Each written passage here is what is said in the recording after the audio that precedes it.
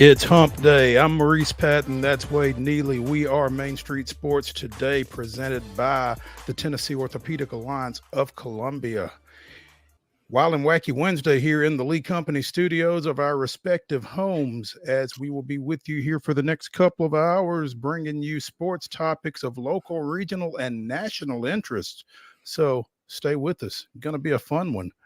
Wade, we're going to get into it in the rundown, but sounds like you had quite the interesting Tuesday night. Yeah, big night of ball games, but once again at Exchange Park, and the Giles County Little League All-Star Classic is kind of turning into a one-sided affair, as we'll discuss in the rundown. It's some of the best that Giles and Richland future GCHS and Richland standouts have, but right now it's a little one-sided, my man.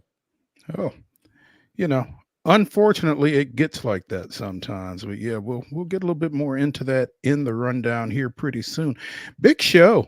I'm excited. We've got some local recruiting developments, or a local recruiting development that we were able to get online at mainstreetmurray.com yesterday. So if you want to jump on there real quick, then you can jump the gun on us, but we'll be talking about it. And we've got some other high school developments across Middle Tennessee that we'll be talking about here pretty quickly. We've got LANDEN SECREST in the second hour, our resident National Basketball Association expert, coming in to talk a little NBA Finals as they get started tomorrow night in Boston, as the Mavericks go up there to open the best-of-7 series there. We'll be talking in the next segment with Heather Williams, talking a little NASCAR as they raced in the Midwest this past weekend, and they'll be going out to the left coast this coming weekend. So catching up with Heather, and she'll be getting us up to speed on that. Also, a little Braves action, and we'll focus on last night, not today, with that. But a lot going on across Major League Baseball, actually. Some good stuff and some bad stuff, both for my counterpart over here. And,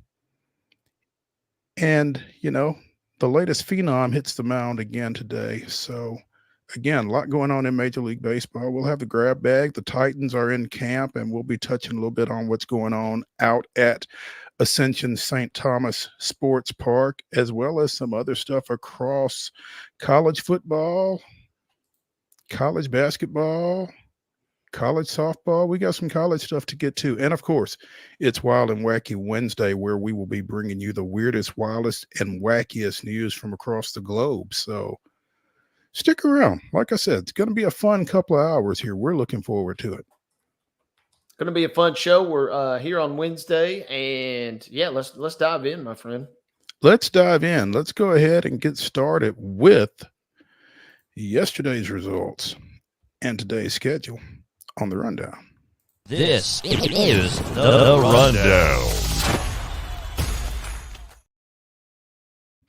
Last night's results. First, we start with Major League Baseball. It was the Braves picking up an 8-3 victory versus the Boston Red Sox. It was 8-5 in favor of the Houston Astros over the St. Louis Cardinals. In much smaller baseball, the Giles County Little League All-Star Classic games 2 and 3 were played last night. The American League wins both, and the AL now leads the series, best-of-7 series, 3-0. Your scores last night, game number 2, which was game number 1 of the evening, if that makes sense. 7-4 was your final there. And then the AL followed up with a 5-1 win in game number 3. Today will be a designated off day. And then game 4 comes your way tomorrow night at Exchange Park, beginning at 5:45. Nashville Sounds action. The Sounds picked up a nice win on Tail Wagon Tuesday. It was 5-0 over Louisville, as the Sounds post the shutout there at First Horizon Park. WNBA scores from last night. Connecticut dispatched the Mystics 76-59. Liberty taking care of the Sky 88-75. And another lopsided score last night. The Storm pick up a win 80-62 over the Phoenix Mercury. Today's schedule in progress in Boston. The host Red Sox are up 6-0 on the Braves. Not looking good. Top of 5 at Minute Maid, St. Louis with a 2-0 lead on Houston. Things are a little bit more in check for the host Astros. So y'all still got a shot. I think we're done. Anyway, at First Horizon tonight, 6:35. The Sounds continue their series against visiting Louisville, and NWNBA action tonight. 7 o'clock tip. The Las Vegas Aces are at Dallas, followed at 9 by the Minnesota Lynx at the LA Sparks. That is your rundown.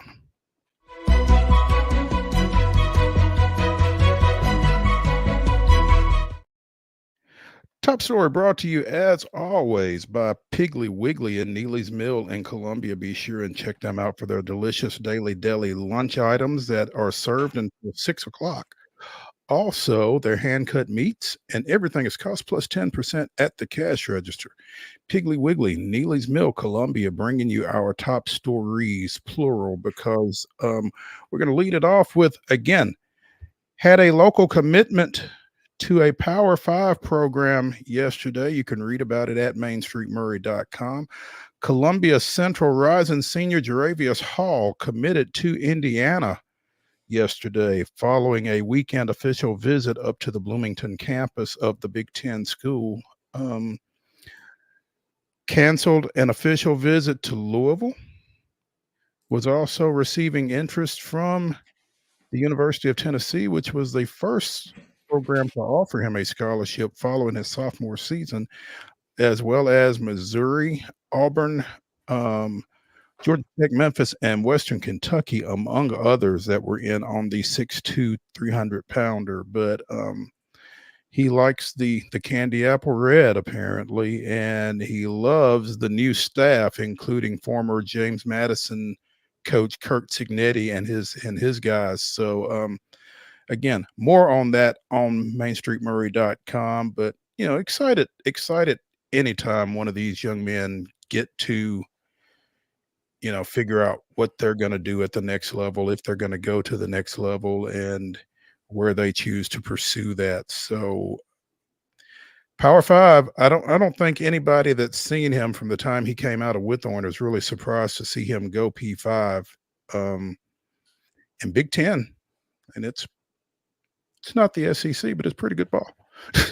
Man, not bad. Defending national champs, hailing from that league there. As you're right, Mo, coming out and playing pretty well. So it was only a matter of time, it felt like, before we saw this commit kind of become official, as it were. And really exciting news. Love reading this story that you wrote here. When we anytime we kind of get to mention the name Shaq Mason too, it always gets you excited. And he kind of was mentioned in the same breath in terms of how that recruitment went from Tredarius Goff. So cool news and kind of a nice setup for Columbia, which I assume, I'll kind of defer to you, you would assume should be in line to continue to maybe show some signs of life and continued growth there heading into this fall. He will have a lot to do with their performance this year, obviously. I mean, he's a Power 5 commit now, but Columbia Central coming off of a 7-4 season in Tredarius Goff's first year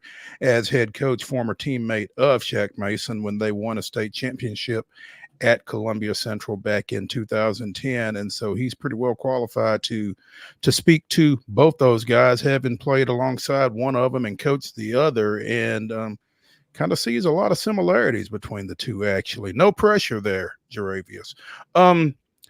Two sports stand out, Jaravius Hall. Really athletic, man. Love watching him on the basketball court, but if you've not seen him, you won't see him because he said basketball is done. So it's unfortunate, and I'm sure Brandon Olivier will be disappointed, but at the same time, he probably already knows. And when you've got that in the middle as kind of that enforcer, but I tell you, he was kind of surprising to watch on the basketball court. Really had a nice touch on his jumper, and but he could bang for sure. So love multi-sport athletes, and hate to see him come to that decision, but I'm sure he feels like it's what's best for him, and you got to respect that. So, looking forward to seeing him this season, and he will no longer be Jaravius Hall. He is now Indiana Commitment Jaravius Hall. So, you know how that They, goes. yeah, they open up at Marshall County on August 23rd, and good luck to all the opposing quarterbacks and opposing offensive lines this year is all I got to Yeah. say.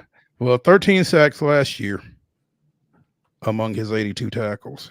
And obviously, he'll be public enemy number one on every scouting report that is compiled on Columbia Central's defense this year. So we'll see how that goes. But yeah, they open at Marshall County on August 23rd, and then they come home for their home opener against traditional rival like Marshall County, Dixon County. So get on out to Lindsey Nelson Stadium and check him and the Lions out. More from the realm of football, but not, as some folks refer to it, boys tackle football.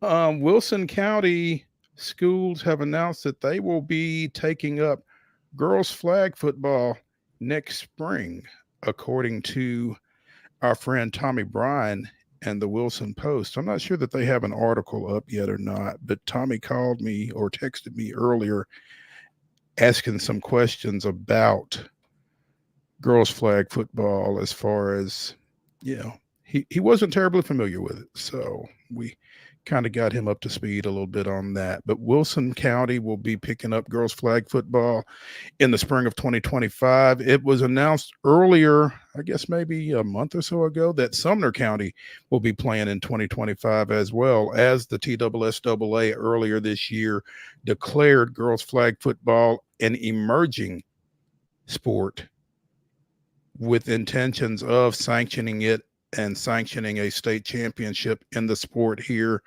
probably in the next 2 to 3 years, if not sooner. So I like it. I'm just glad I've had the good fortune of being able to watch girls flag football in Williamson County, which was a pilot program for the TSSAA and the Tennessee Titans here for the past 3 years. They were the first school system to adapt it. And, talk about athletes. Most of these young ladies play something else or are cheerleaders. But there is some athleticism out there that you do not expect. And again, if you get a chance to go watch, and it's starting to spread. Again, Metro Nashville had it. This was their second year, I think. Clarksville, Montgomery County had it this year for the second year. It's spreading. I think Hamilton County either had it this year or will have it next year. There is a pocket over in middle/east Tennessee that involves Cumberland County and Stone Memorial and a couple of other schools over that way. And so it's starting to pick up and spread out. And I think we were told by Emily Crowell with the TSSAA when we had her on that once it gets to maybe 75 to 80 schools, they will probably sanction it as a championship sport. They're certainly moving in that direction. I think, how many schools are there in Wilson County? 6? Sounds about right. Probably not too many more or less. 5 to 7, I'd say. Yeah, you've got Wilson Central, you've got Mount Juliet, Green Hill, Lebanon, Watertown. Is that it? That may be it, actually. But you got a solid 5 right there, and they will be playing in the spring. So should be fun. It'll be interesting. It's always interesting to me to see where. Not sure what I did there. Excuse me just a second. Wade, can you still hear me? Yep. Okay, good. Accidentally did something to my lap. Get you.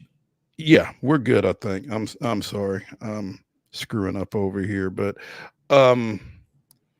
again, I'm excited to see where the athletes come from, because again, most of them play something else, maybe volleyball, maybe basketball.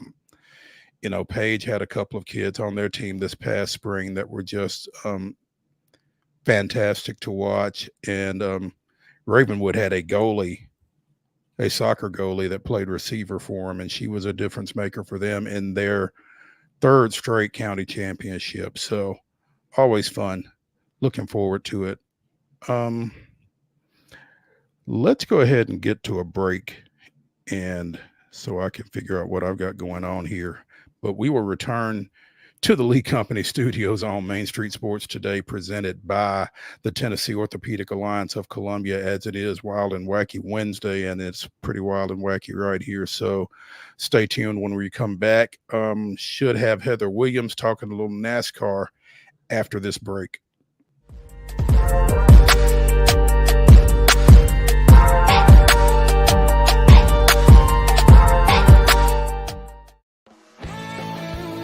Bluegrass Auction Associates is hosting another real estate auction Saturday, June 8th at 10 a.m. in the beautiful Hickory Woods subdivision. This spacious estate offers numerous amenities, perfect for the homeowner or investor. Conveniently located in Davidson County, Tennessee at 221 Wild Grove Court. This is the sale you don't want to miss. Join Bluegrass and bid with confidence Saturday, June 8th at 10 a.m. Nashville Sounds Baseball is back in Hit City for the 2024 season. Spend your nights and weekends at the ballpark with weekly giveaways, fireworks shows, throwback deals, live music, and more. Top talent will take the field at First Horizon Park against the AAA Minnesota Twins, Baltimore Orioles, Atlanta Braves, St. Louis Cardinals, Cincinnati Reds, and more. Tickets start at just $10 and are available now at NashvilleSounds.com. We will see you in Hit City. Whether you're an athlete or a weekend warrior, when it comes to your performance, don't settle for anything less than excellence. We're proud to announce that Mid-Tennessee Bone and Joint Clinic is now Tennessee Orthopedic Alliance of Columbia, where we are redefining sports medicine and orthopedics. Tennessee Orthopedic Alliance's team of expert sports medicine physicians understands the unique demands of your body. TOA Columbia specializes in personalized orthopedic care, offering state-of-the-art treatments for everything from sports injuries to joint replacements. Learn more at toacolumbia.com. With Lee Company technology, the best handymen are hands-off. Lee Company techs have been using visual findings and other smart technology tools for years to add transparency and virtually take customers along. You see what we see, whether we're in a crawl space or on a roof. With Lee Company, technology helps us help you, no matter what's happening in the world or at your house. Jones & Lang Sporting Goods here in Columbia has been outfitting teams, officials, and anybody else from T-ball to college for 50 plus years. Be sure and check them out at 931-388-8060 or online at jonesandlang.com. Jones & Lang Sporting Goods, the look of a winner. Zion Christian Academy, zioneagles.org or 931-388-5731. You can schedule your appointment. Go tour their campus. It is beautiful over there, and you're definitely going to want to see it. Again, it's zioneagles.org. Give them a call, 931-388-5731, and schedule your tour today. Custom Stone Handler supplies over 600 distributors and suppliers with quality stone products. Along with River Stone, we produce and distribute over 100 building, landscape, and other bulk products. Our goal is to provide quality products, service, and partnerships to ensure our customers' success. We firmly believe that the measure of any person or company is how they treat other people and customers. Give them a call at 931-490-4990 or visit CustomStonehandlers.com. Piggly Wiggly, located in Neely's Mill Shopping Center, is Columbia's locally owned and operated Cost Plus 10 grocery store dedicated to serving the community with low prices and smiling faces. Piggly Wiggly offers fresh, hand-cut meats daily as well as daily hot plate lunches from their deli counter. You're certain to see smiling faces and a helping hand when you're here at Piggly Wiggly. Come by and check out our fresh produce, high-quality meats, and more. Down home, down the street, we'll see you at the Pig.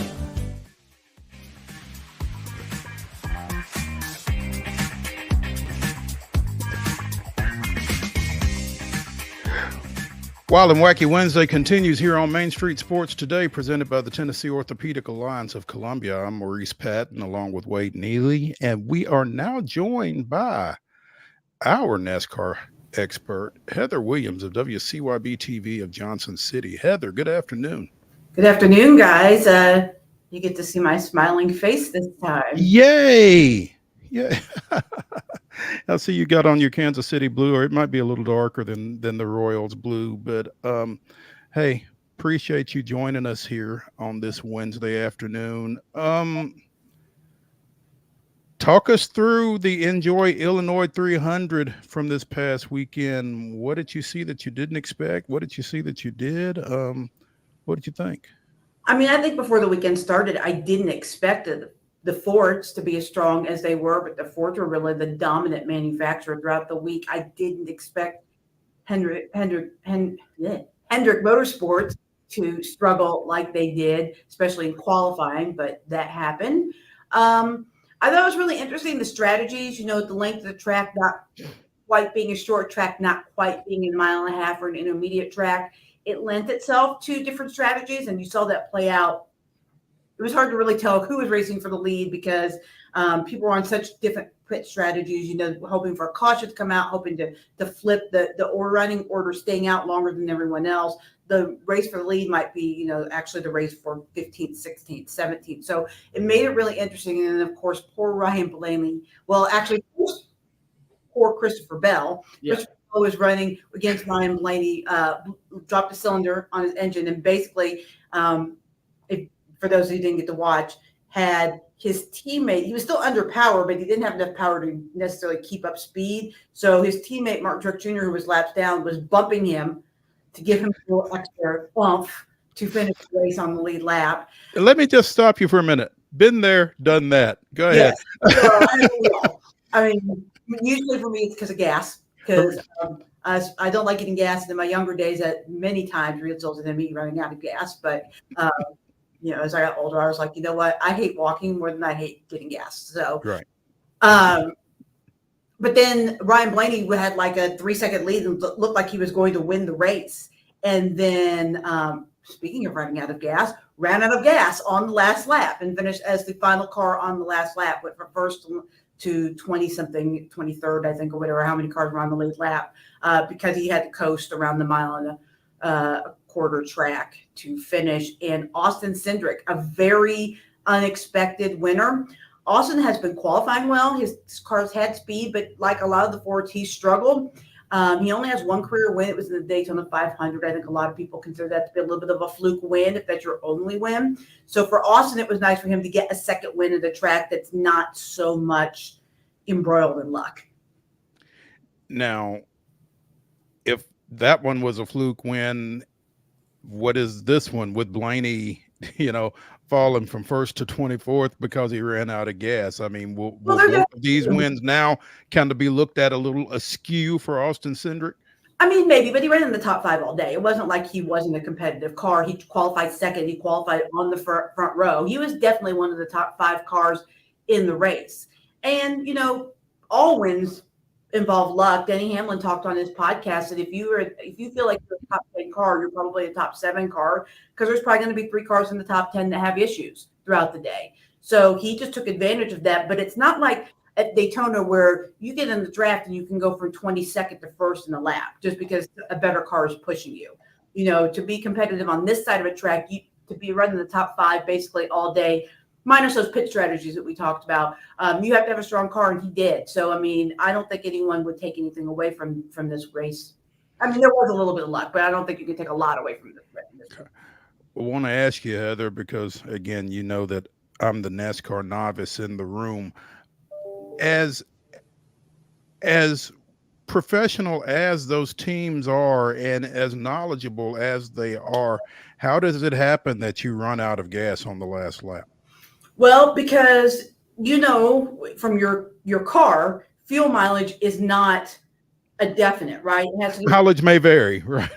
Right. So that's why most cars, when they have those little fuel mileage clickers, they click off at 30 miles to empty or 20 miles to empty or whatever, because they don't want you to be counting down those things to the exact second and run out of gas and you get mad at them. Basically the same thing. They took a shorter pit stop. They didn't take a full tank of gas because they wanted to save that time based on their calculations that they made on how much gas they needed to get to the end, and they missed it by a lap. On the other side of things, what happened with Christopher Bell and his engine blowing apart there? He said, obviously, quote, that sucked.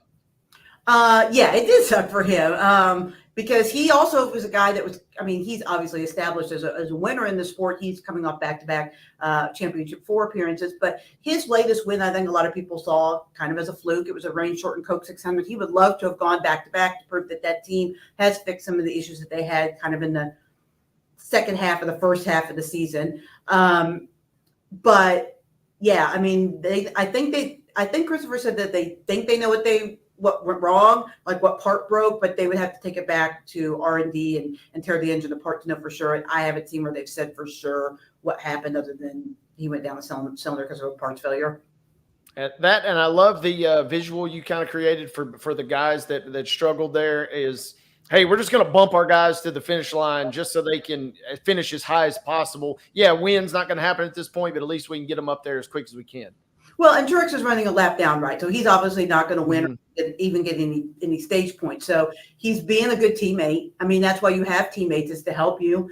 And so that's what he did. I think, Truex and Christopher are both pretty clean racers and race each other the same way, kind of have the same mentality on the track. So I think that was an easy decision for Martin to do that, to help Christopher. It was legal because he was under power. You can't just push someone the entire way around the track. But, just like on the drafting tracks, you can do that anywhere where you just give them a little nudge to help them, maintain or pick up a couple extra miles per hour. And that's what he did.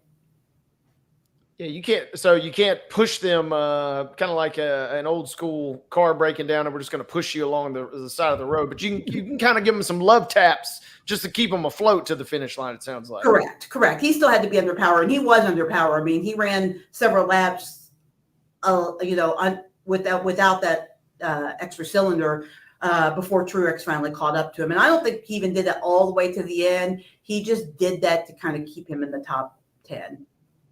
What else stood out to you from last weekend's race? You specifically mentioned a couple manufacturers did well. Any individual drivers that stood out to you in terms, maybe didn't win, but had quality performances? Well, again, it was kind of hard to tell other than what happened in qualifying because it was just so mixed up. There were so many, first of all, there were so many strong cars, as there often are these days, but also just because the strategies were mixed up. It was hard to tell other than the dominant 4 cars that led most of the laps, who really had good cars and who was kind of took advantage of strategy throughout the weekend. But, the Fords were pretty strong. And I think that, after struggling to start the season, that they may have figured things out. If you count the All-Star race, they've now won the last 3 races of the year. So, but the All-Star race, the Coke 600, I'm sorry, no, they didn't win the Coke 600, my bad. 3 of the last 4. So they won the All-Star race, Darlington, and then this weekend. So 3 of the last 4. So they're figuring some things out. Heather Williams of WCYB TV in Johnson City joining us here on Main Street Sports today, presented by TOA of Columbia, talking a little NASCAR. Cindric snapping a streak, as you mentioned, had his only other win at the 22 Daytona 500, had not won in 85 races. So I would imagine that was nice for him. Sure. I mean, he's only in his 3rd year, right? Because that was his rookie season and he won Daytona. So, and he didn't come in as, he did kind of come in as a guy who was, I think he would won the Xfinity Series championship, either the year that he came before he came in or the year before that, and finished second the other year. So he came in, as a well-respected driver, but not with a ton of hype. There are drivers that come in with, huge hype like Ty Gibbs. But I don't think Cindric is one of them. And him winning that race in Daytona was considered a little bit of a lucky, right place, right time kind of win. My monitor went out behind me. Why did that happen? Okay, anyway, it doesn't matter. So I think that, it's taken a while for him to adjust the Cup Series level as it does for a lot of people. Ty Gibbs, for all the fanfare that he came in with, he has not yet won a race, a year and a half into his career.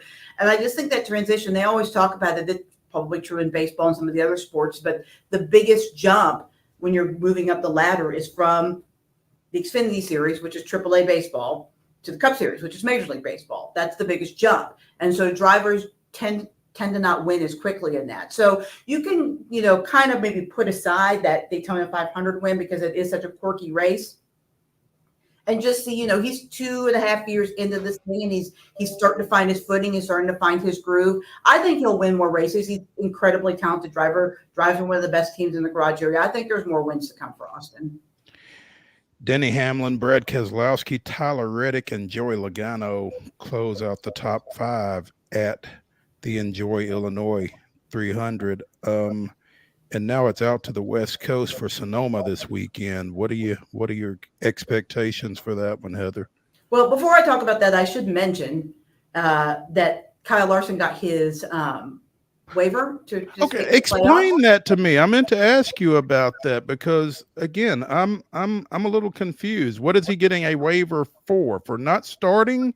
Yeah, for not starting the Coke 600. Okay. So unlike the NBA, you don't get to just sit out races. They want every driver to participate in every race. So it actually says that unless otherwise approved by NASCAR, any driver to be eligible for the playoffs must attempt to start every race.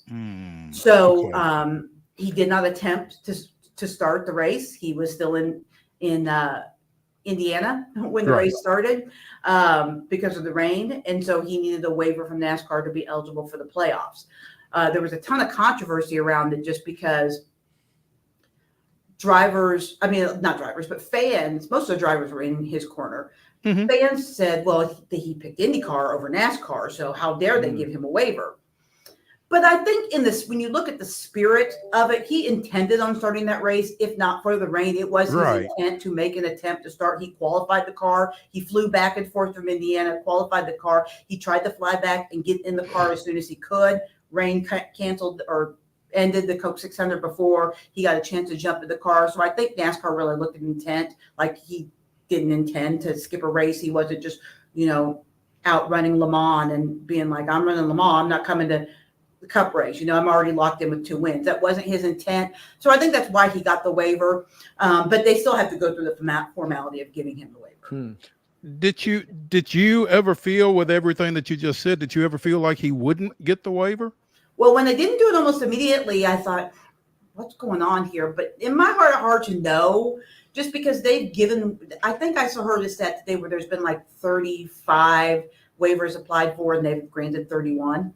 And when you look at those statistics, you're not going to leave out arguably your most talented and one of your most popular drivers out of the playoffs, unless they absolutely have to, And so I felt they granted a waiver to Chase Elliott last year, even though he didn't end up making the playoffs. They granted him a waiver because he was suspended a race. Now, if you're going to give your most popular driver who you suspended a race a waiver for the playoffs, if he should make it, you're definitely going to give a waiver for this. Yeah. Okay. All right. Yeah, I had seen that and did not necessarily understand everything that was behind it. And so I meant to ask you about it. So I'm glad that you interjected that. Yeah, that's I needed that clarity. So because he did not start the Coca-Cola 600, he needed a waiver to get into the playoffs. Correct. Okay. Correct. All right. And what's really interesting, if you go back, it's probably been updated now, but before they did that, they actually had his playoff points and his points. So all the points that you accumulate by winning stages and winning races and those kinds of things, you get things called playoff points, which carry over to the playoffs. And that's how they see the playoffs. His playoff race points on last week's race report were 0 because he wasn't at the time eligible. He had not received the waiver. Those have since been reinstated, but it was really interesting to look and to think of a world where there could be a playoff without, one of the favorites to win the championship. But he's in now. All those points come back to him, and all is good in the world for Kyle Larson fans. There we go. Take us to Sonoma. So it's a road course, but it's a fast road course, a little less technical than some of the places they've been already this year. It's been repaved. So, drivers don't really know what to expect other than the handful that did the tire test. They expect it to be fast. Newly paved tracks generally are. When you look at the road course racing, It used to be in the sport, going back to the waiver, that not all the drivers drove the road courses. They didn't like them. They weren't good at them. You used to get these things called road course ringers all the time. Guys that come in from other road course racing series and jump in a big time car for a race and then get the points for that car and then go back to whatever they were racing. Guys like Ron Fellows and Boris Said, PJ Jones, those kind of guys would jump in those cars and just run one or two races a year. But with the importance of playoff points, with the importance of staying eligible for the playoffs, drivers have been in this series have become much better road course racers. They're really good at it now. And there are a handful of racers that are really, really good at it. When you look at Larson's pretty good at it.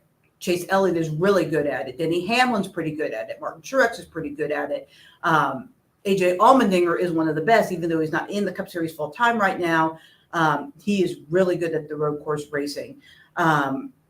So you see those drivers, even guys like Michael McDowell that you don't think of week in, week out, he's always a threat on a road course. So I think the racing this weekend is going to be pretty good. And strategy. You saw a little bit of it last week in St. Louis, but what's unique about the road courses is that teams will work from the end backwards, because it's basically impossible to go a lap down at a road course because of its length. So you want to make as few pit stops as possible. So they will work backwards and figure out how many pit stops they have to make to go to the end, probably 2 in this race. They will pit whenever that number comes. They do not care what the running order is, because if you only make 2 pit stops, everybody else has made 3, you're going to be in front of them. So it's really interesting to work those strategies. But then there's a handful of people that say, well, we're going to take tires every time because there's probably going to be more than 2 or 3 cautions. We're going to be able to make up those times under cautions or under stage breaks. So you think you didn't know who was really racing for the lead last week. This week it's going to be all jumbled up because guys are going to be on different strategies. But that's what makes it interesting, because you don't really know what's going to happen until the final restart. And you don't really know when that's going to be. Interesting. That said, with the folks that you say run particularly well on road courses, who should we look out for? Those folks that you just mentioned, pretty much? Yeah, I think that on this particular road course, the guys that are good on road courses but not great have a better chance of winning than they do at the more technical road courses like the Road Americas or Codas, even Watkins Glen. So, look for guys like Hamlin, Truex, Larson, who have road course wins to be up front. These are the road course races that they'll want to try to steal a win on.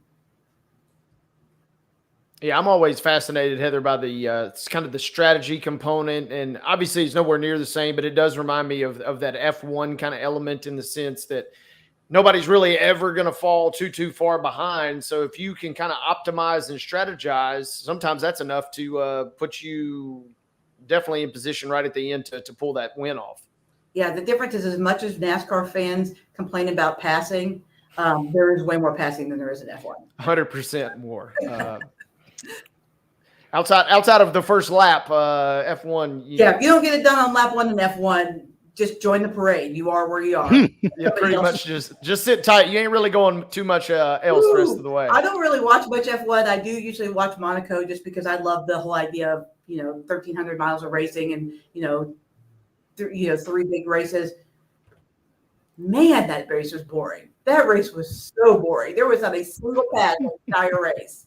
It's weird because it's so beautiful to watch, but it's, like you said, the most boring race on the planet. You get to go through the streets. A parade, not a race. Yeah, you're going through the streets of Monaco, which is one of the most iconic, potential, breathtaking places, and it's more of a parade than a race, like you just. Yeah, they got to fix that, because that race used to be really cool, and it's not anymore.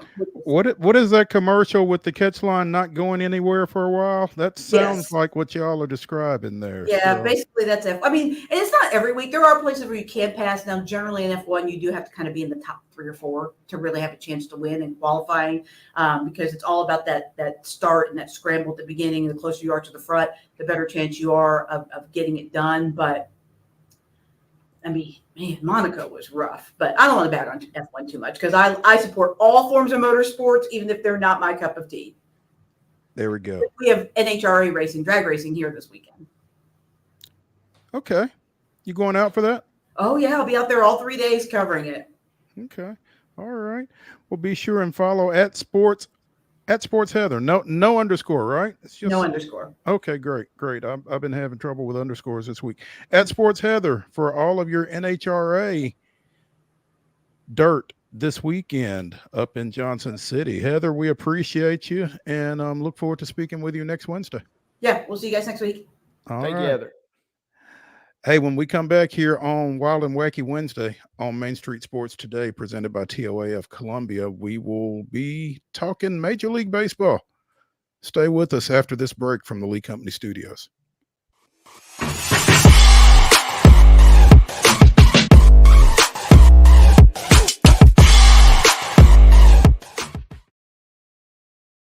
Wild horses are coming to Franklin. The Mustang Heritage Spectacular. 4 days of celebrity freestyle, liberty training, trick riding, and extreme Mustang makeover. Plus the shopping. Over 100 vendor spaces with clothing, food, home goods, and things you can't find anywhere else.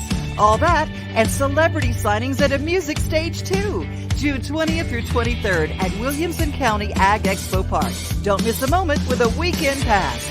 MustangHeritageFoundation.org for tickets. Hello, race fans, and welcome to Nashville Super Speedway. That's right, guitars and fast cars right here in Music City. This summer, NASCAR is back at the Nashville Super Speedway. Get your tickets now to watch your favorite driver take on the 1.33 miles of concrete chaos. Visit NashvilleSuperspeedway.com to lock in your spot June 28th through the 30th for the Ally 400 race weekend. Whether you're an athlete or a weekend warrior, when it comes to your performance, don't settle for anything less than excellence. We're proud to announce that Mid-Tennessee Bone and Joint Clinic is now Tennessee Orthopedic Alliance of Columbia, where we are redefining sports medicine and orthopedics. Tennessee Orthopedic Alliance's team of expert sports medicine physicians understands the unique demands of your body. TOA Columbia specializes in personalized orthopedic care, offering state-of-the-art treatments for everything from sports injuries to joint replacements.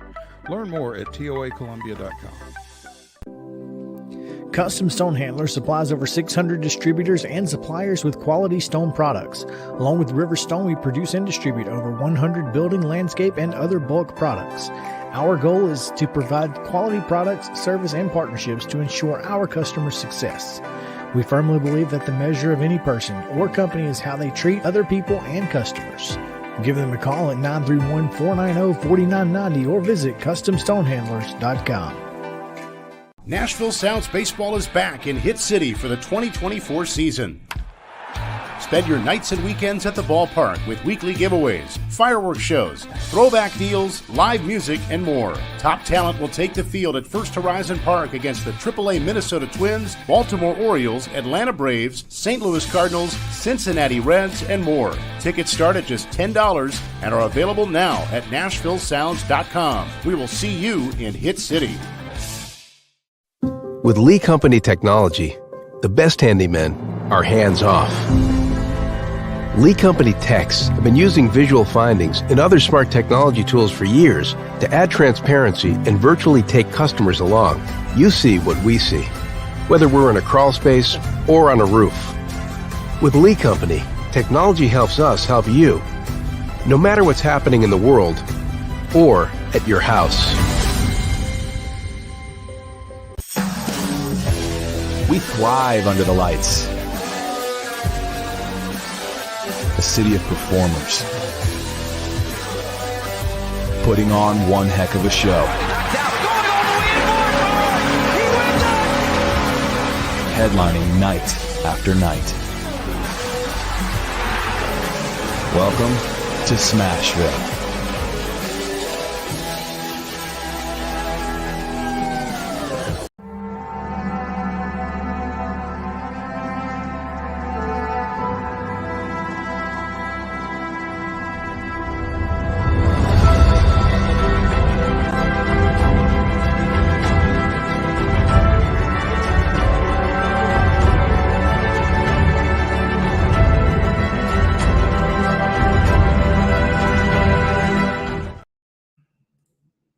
5th, 2008, Chipper Jones' sixth-inning solo home run extended the Braves' lead in an eventual 7-5 victory over visiting Florida. The homer, part of a 4-for-4 day that raised his batting average to a major league leading .418, was the 400th of Chipper's career. He was just the third switch hitter in MLB history to reach that milestone, following Mickey Mantle and Eddie Murray. That was this day in Braves history.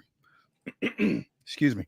Braves got a couple of home runs last night from Ozzie Albies and Orlando Arcia, OA, doing the damage, and 13 strikeouts from Max Fried in an 8-3 win. But the news is not good from Fenway Park today, as the Braves trail 8-0 in the bottom of the 8th. So we're just going to remember last night's performance and kind of skip over this. But big game for the Astros last night. Speaking of skipping over stuff, Hey, what I was going to say real quick, Mo, we won't belabor the fact, but they're getting one hit, but not by anybody. Nick Pivetta, who is kind of been fun to read about. He's kind of totally turned, not to R.A. Dickey levels in terms of really transforming his career, but by adding the pitch called the sweeper.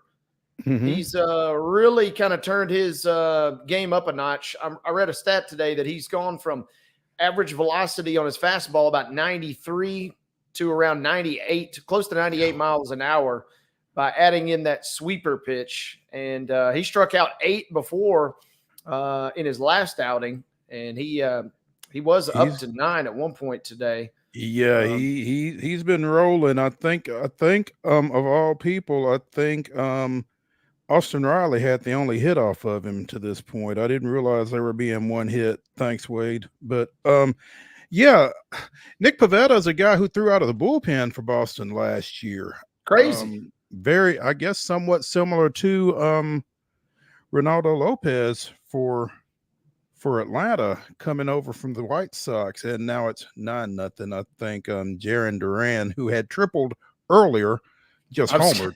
I was getting ready to say Duran with another triple, man. We talked about him a couple weeks ago, and that kid can run, man. Goodness, and that he can run, and he's in the great ballpark for odd caroms, right? Yeah, just bang it off that monster and run around the bases. So yeah, Boston kind of having their way with the Braves in this one.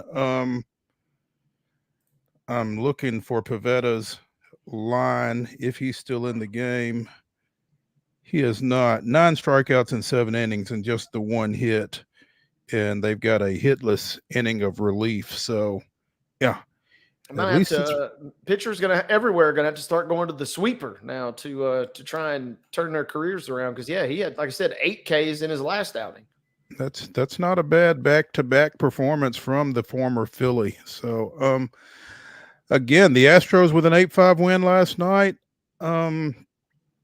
Playing a day game today as well. And have things gotten any better, Wade?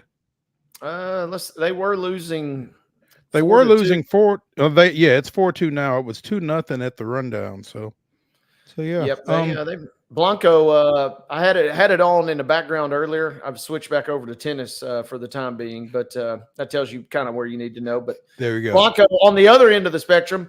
After throwing the no-hitter, he had a kind of infuriating outing because he had 2 strikes on a bunch of different hitters and was sitting there at 1 strikeout, I think, through 4 innings. Ooh, couldn't finish, huh? No, kind of makes you mad. But we'll see if they can get some runs, maybe tie it up in the bottom of the 8th or heaven forbid, the 9th if they need to. Off the field, things have not been great for the Astros. They announced earlier today that both Christian Javier and Jose Urquidy will be undergoing season-ending elbow surgery. This adds to the already injured Lance McCullers Jr. and Luis Garcia, and member of the injured list at AAA, JP France. So basically 5 of Houston's top 10 pitchers are either out for the year or are battling to get back. So yeah, not good. And I told everybody on Monday, I said the the bad news for Houston was even the guys they were banking on coming back had suffered some setbacks. I didn't think that they would potentially be to this level. That report didn't get finalized until, like you said, just earlier today. And yeah, it's tough. They've been struggling. Eric Getty is a guy who's you're in a situation where it's nice and he's a great prospect, but you hope to maybe not really use him in much of a capacity this year. Now, all of a sudden, he's going to be thrust to maybe be one of the guys, unless we've talked for a couple days now about them turning into sellers. Maybe if they turn into buyers, maybe they go out and try and get somebody. And, I wonder about Verlander, too. Verlander's like, yeah, I'm a proverbial ace, but he's probably thinking, man, I really didn't bank on coming into this season having to carry this much of a load this year. Yeah, and that for Verlander and again Eric Getty, you didn't expect him to have to carry as much of a load as it's looking like he's going to have to either. So you've got some situations that are a little out of whack with the Houston pitching core as a result of some of these injuries. It may not be as rosy as Dana Brown would like to paint it. So we will see how that goes. Meanwhile, for the Braves, they're one of their pitching phenoms, Spencer Schwellenbach, didn't necessarily struggle, just making his second major league start. Boston kind of got to him a little bit, but there may be help on the way. Utility infielder David Fletcher is working with the knuckleball. Speaking of R.A. Dickey, down at AAA Gwinnett, at AA Mississippi, he got sent down specifically to work on that, and gave up 1 earned run on 2 hits over 6 innings last night in the Braves 6-3 win over Pensacola. So, I don't know if he's going to be a viable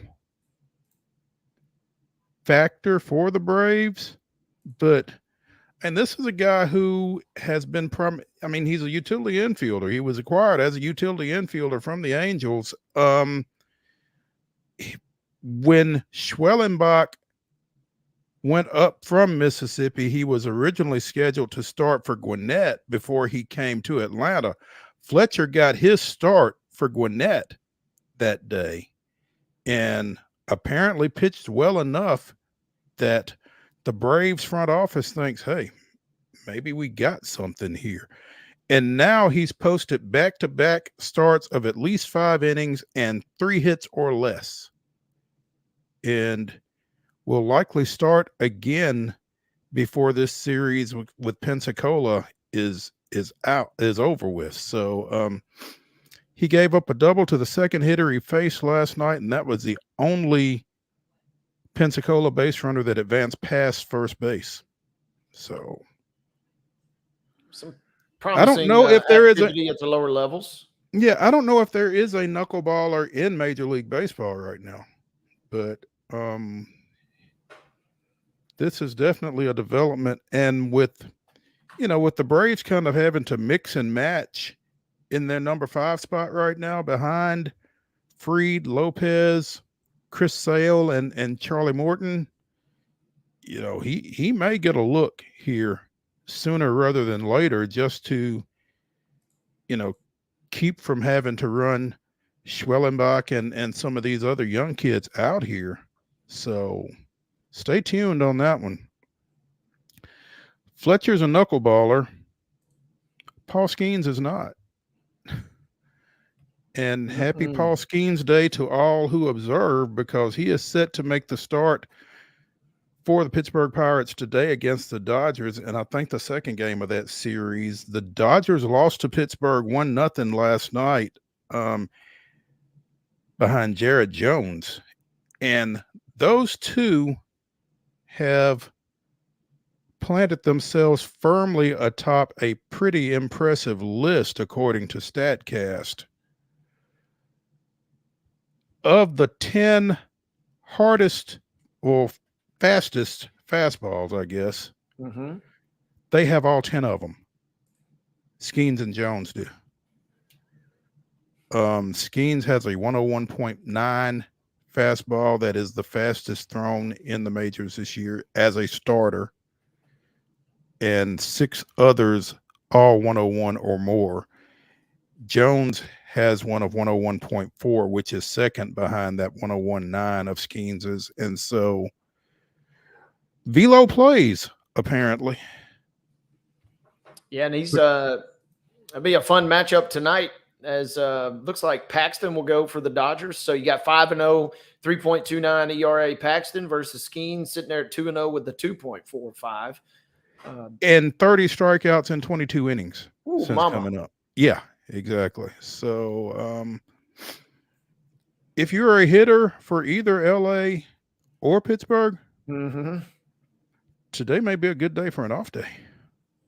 Yeah. So, Coach, I think my back is a little tight today. I probably need to rest. Just one extra day just to be sure. I'm a little concerned with this oblique. I don't want to irritate it. So yeah, maybe we should sit this one out here. Yeah, there's something to keep an eye on because the Braves aren't. So anyway, let's wrap up the first hour of Wild and Wacky Wednesday here on Main Street Sports today.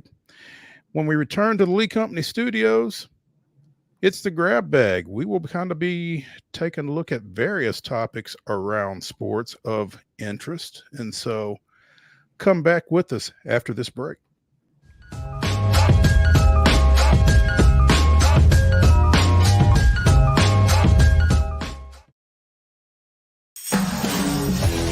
We thrive under the lights.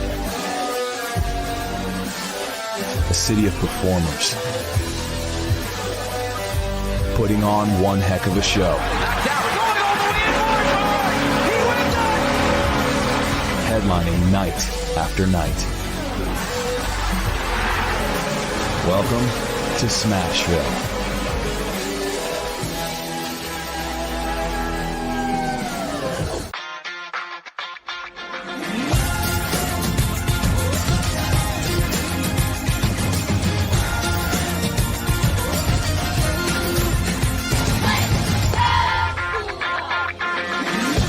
Whether you're an athlete or a weekend warrior, when it comes to your performance, don't settle for anything less than excellence. We're proud to announce that Mid-Tennessee Bone and Joint Clinic is now Tennessee Orthopedic Alliance of Columbia, where we are redefining sports medicine and orthopedics. Tennessee Orthopedic Alliance's team of expert sports medicine physicians understands the unique demands of your body. TOA Columbia specializes in personalized orthopedic care, offering state-of-the-art treatments for everything from sports injuries to joint replacements. Learn more at toacolumbia.com. With Lee Company technology, the best handymen are hands-off.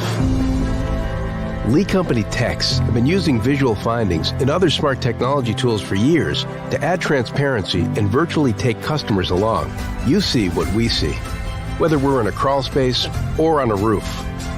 With Lee Company, technology helps us help you, no matter what's happening in the world or at your house.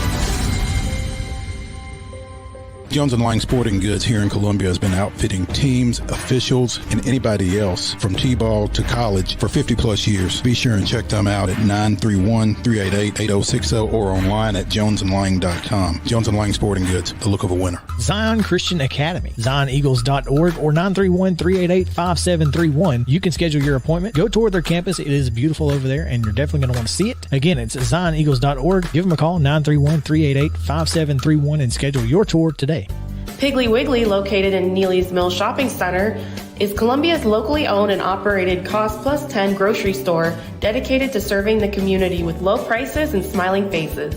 Piggly Wiggly offers fresh, hand-cut meats daily, as well as daily hot plate lunches from their deli counter. You're certain to see smiling faces and a helping hand when you're here at Piggly Wiggly. Come by and check out our fresh produce, high-quality meats, and more. Down home, down the street, we'll see you at the Pig. Nashville Sounds Baseball is back in Hit City for the 2024 season.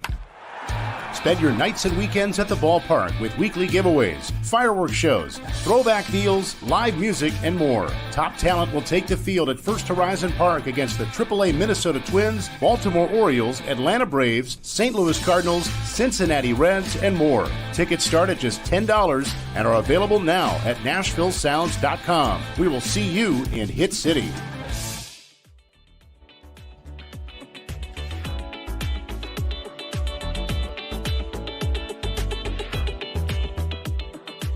Wild and Wacky Wednesday here on Main Street Sports Today, presented by the Tennessee Orthopedic Alliance of Columbia, starts right now. I'm Maurice Patton, along with Wade Neely. Wade, there is an article up on Titan Insider, as friend of the show, Terry McCormick, who will join us tomorrow, by the way, takes a look at some of what's going on out at Ascension St. Thomas Sports Park. And one of the things that's going on is a couple of guys getting some work on special teams that you wouldn't necessarily expect to be getting some work on special teams. Receiver Traylon Burks and cornerback Caleb Farley, both experimenting with the gunner position on punt returns. And judging by Brian Callahan's comments in this article, they're going to need to be good at it. Not experimenting so much as demoted to, perhaps, it seems like almost. Maybe, yeah. I mean, it's anytime you're not the full-time starter, you're going to have to contribute somewhere on game day. And that was a comment specifically referring to Traylon Burks, but it also applies to Caleb Farley. Now, he has seen some time, I think, on special teams previously, but maybe that's going to be increased. Did not play at all last year. Farley didn't. Final year of his rookie contract, and needing, as Terry says, to be a contributor not only as cornerback depth, but likely on multiple special teams units. If you're not one of the top 2 or 3 guys, you're going to have to contribute on special teams. He's a guy in that mold that if you're trying to get a hat on game day and be one of the 46 active, you've got to play a role on special teams, especially as a skill player. So, for those of us who wanted to think that, yeah, Traylon Burks may be a stellar wide receiver 4, he's going to have to do more than that, apparently. So, yeah, hey, say what you will about the Titans, but they are potentially set up to have 2 of the highest drafted gunners in the history of the NFL. Wow! Shout out to J-Rob for those elite. I don't think he had the foresight to say, hey, maybe they'll be the best gunners in the NFL, but maybe he did. I could be wrong. So that was maybe a somewhat disingenuous remark, but maybe he could prove me wrong, or could have proved me wrong there. The gift that keeps giving, huh? Yeah, exactly. Callahan says Burke's size and speed could make him a natural as a gunner, and he likes the fact that the former Arkansas star has approached special teams with a positive attitude. So, well, and that's the thing, right? I mean, it seems like the Titans have reset the deck with everybody, and any new coaching staff, you feel like you're going to have to earn your spot. And Burks in particular seems to me like he's a guy that has that, good old can-do lunch pail attitude. And if he's got to earn his way, kind of earn his way back into the good graces of the staff, he seems to me like a guy that's willing to do whatever it takes to get it done. I'm not saying Farley doesn't either, but especially I kind of get that vibe a little bit from Burks. Yeah, well, you would like to see that pan out, just because, again, as a first-round draft pick and tabbed at the time as the heir apparent to a certain great receiver now in Philadelphia, you'd like to see things kind of turn for Traylon Burks, and you'd like to see him turn in the two-tone blue. So we'll see how that goes. I can tell you at least one wide receiver that won't be playing on special teams. Justin Jefferson.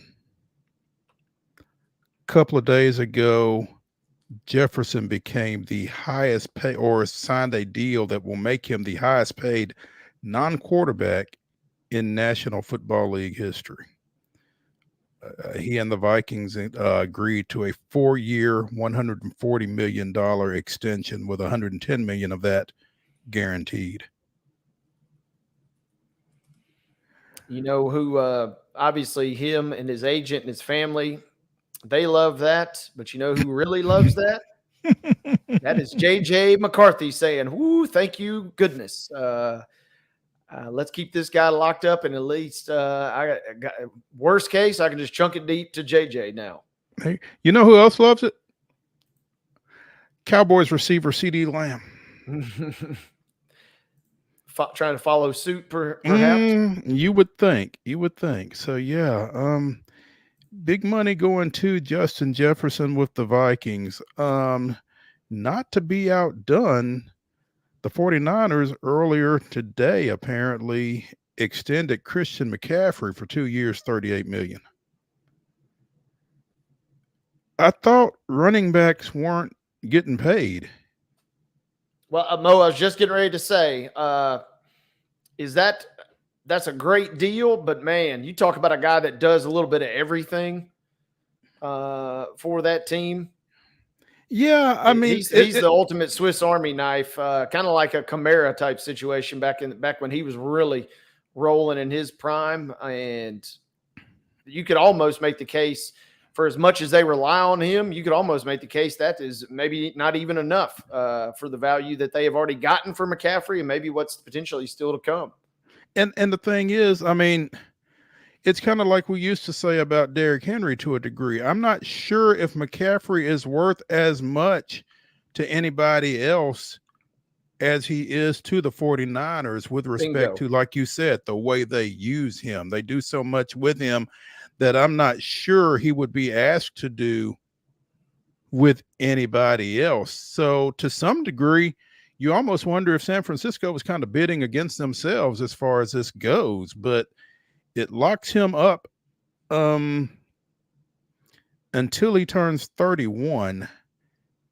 And I'm not sure how old he is at this moment. He's been around for a minute, but he signed a 4-year, $64 million extension after the 49ers traded for him from Carolina back in 2020.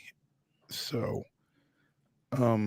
he'll be 31 when this deal runs out. So yeah, one last real big money grab for McCaffrey for sure, who again has been, man, he does so much for that team. You made a great point when you kind of compare him with Henry. It's really hard to kind of quantify with dollars what this guy brings to that offense. To that specific offense, absolutely. Won last year's rushing title, his first, scored 21 total touchdowns, put up 2,000 all-purpose yards.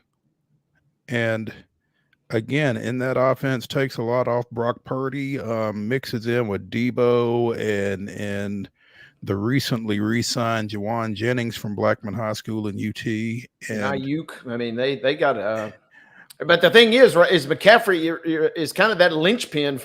It feels like, I could be totally off base, but you may agree or disagree, but it feels like if you take him out of the equation, as talented as those receivers all are, and, you know, as much as we think that Purdy could be a pretty solid QB, it doesn't feel like that offense clicks at all when he's not in there.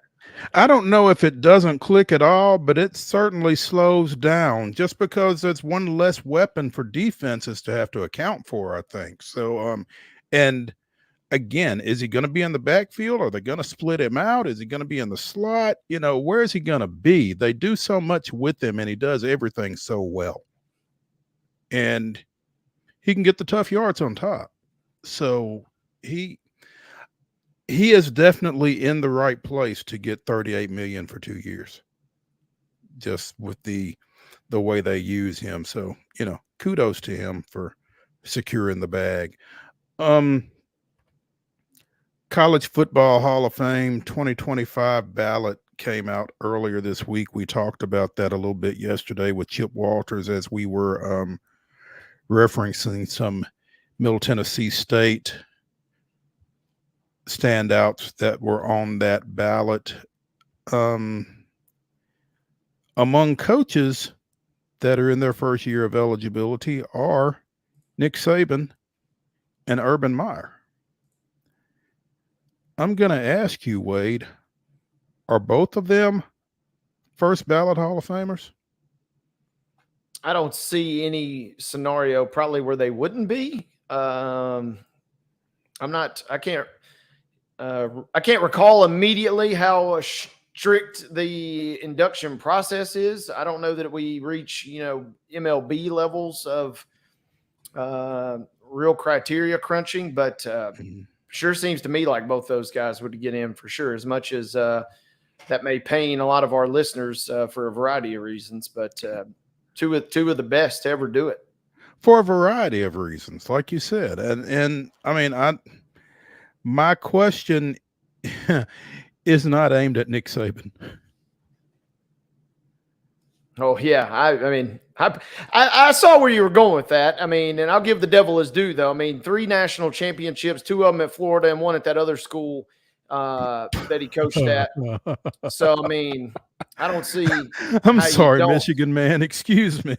Yeah, I don't see how you don't let the guy in, but it's two big time guys. Saban feels like he's definitely done. You kind of still feel like you get the idea that Urban Meyer might not be done if the right deal ever came along. I don't know if I wonder how that would play into it or not. Yeah, I wonder how that plays in as well. I mean, what do you do if a guy gets elected and then, because they're supposed to be done, I think. I'm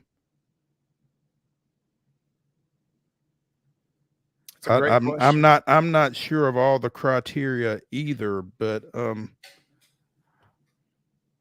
okay. Meyer, meanwhile, is eligible because it has been 3 full seasons after retirement. There we go. Retirement in quote marks. Last coached in 2021, obviously with the Jaguars, and we saw how that finished up. I don't know. I don't know if he were to accept another job, what that would do. Should he actually gain Hall of Fame recognition? It seems that those two are the 2 most likely to be inducted, though, when the class is announced in January. Other notable FBS coaches include Tommy Tuberville, Ralph Friedgen, and Larry Coker. So we'll see how that goes. Among the 77 players on the ballot are Aaron Donald of Pittsburgh, who went on to NFL stardom most finally, I guess, with the Rams, from which he retired this offseason after 10 years in the NFL. So he was a dude that I just remember watching Pitt back in the day. Just one of those guys you're thinking, all right, Pitt is maybe not playing the toughest schedule. They're playing a decent schedule, but they're not maybe playing the toughest schedule. But this dude is a dude. And man, a terror. He kind of brought me back to that Ndamukong Suh type level where you just watch him in the middle and you're saying, okay, this guy is going to be a phenom at this level, at the next level, at any level. And that was before he even got into training with knives during the offseason. He was already a bad dude before he even started resorting to that. Ndamukong Suh without the nastiness. Yeah, 29 and a half career sacks, 66 tackles for loss at Pitt. 11 sacks, 28 and a half tackles for loss as a senior with 4 forced fumbles, which kind of let you know what he was going to do at the next level, where he posted 111 career sacks in 10 seasons and was named an All-Pro for each of those. Those sound like Hall of Fame numbers. So Yeah, we'll see how that be goes. hard pressed to keep a guy like that out, I think. Also, first-time eligibles include Michael Vick and the late Sean Taylor. So it'll be interesting to see what happens with those folks because, I mean, whatever else happened with Vick when he was at Virginia Tech, he was much CTV. Oh, no doubt about it. And I got to go in and check the sitch here because I'm kind of blown away that Vic and Sean Taylor are not already in the College Football Hall of Fame. I think this is the first time that they are eligible. Okay, so. That makes sense because that's the only way that makes sense. Because I feel like those guys would have been in slam dunks otherwise. Absolutely. Obviously, we've been paying a little attention to the WNBA for a few reasons. They've had an interesting situation here in the last 24 hours as Angel Reese of the Chicago Sky picked up a pair of technicals and was ejected from their loss to the New York Liberty last night. Well, earlier today, Reese's second technical was rescinded.